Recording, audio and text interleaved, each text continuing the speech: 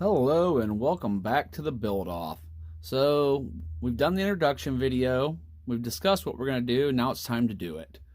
So I have most of my parts base painted already. I've done the camper body in the yellow and I've done everything else in black, and I'll go from here and change the colors of the gas cans and the wheel chocks and so on and so forth. So what I'm going to start doing is getting it all glued together, and I'll keep updating along the process and show you what I'm doing. And I got a couple little ideas, a few things I want to try. So that should be interesting. Stay tuned for that and we'll get this thing rolling.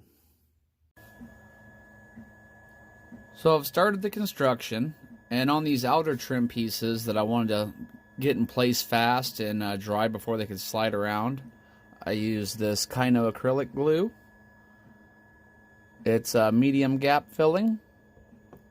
Yeah, I always use foam safe because I use this glue on my airplanes a lot also. And then I just used Instaset, so it dried instantly. And I did that with the trim pieces.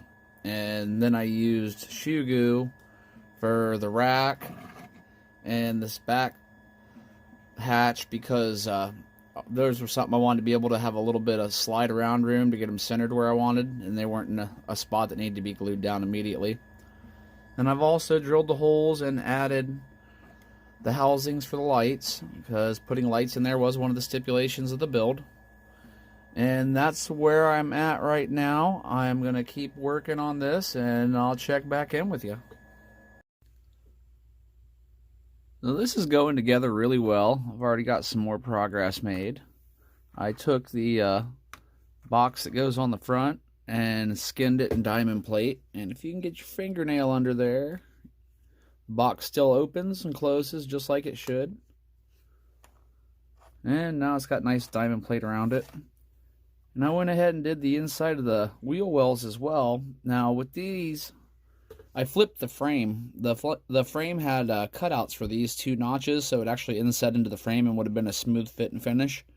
But that didn't give me the height I needed, so I flipped the frame over, giving me like an extra 1/8 inch or something, just about exactly what I needed to fit these wheels on.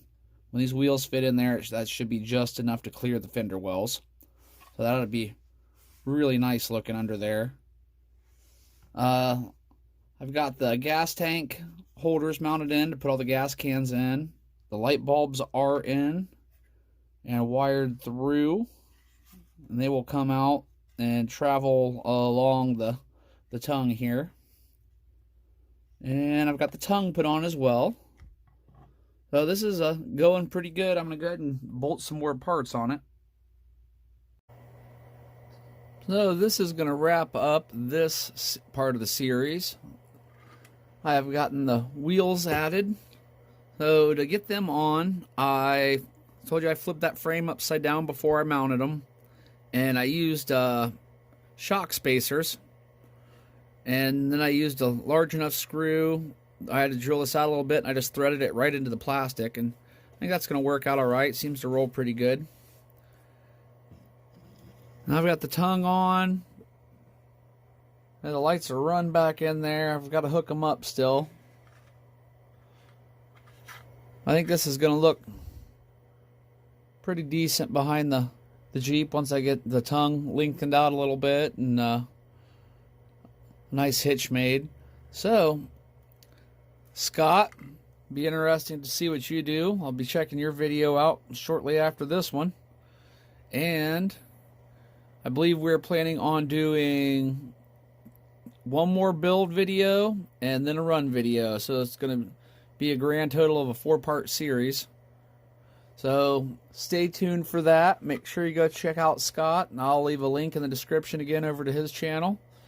And we will catch you on the next section of this build. Like, share, subscribe, and have a great day.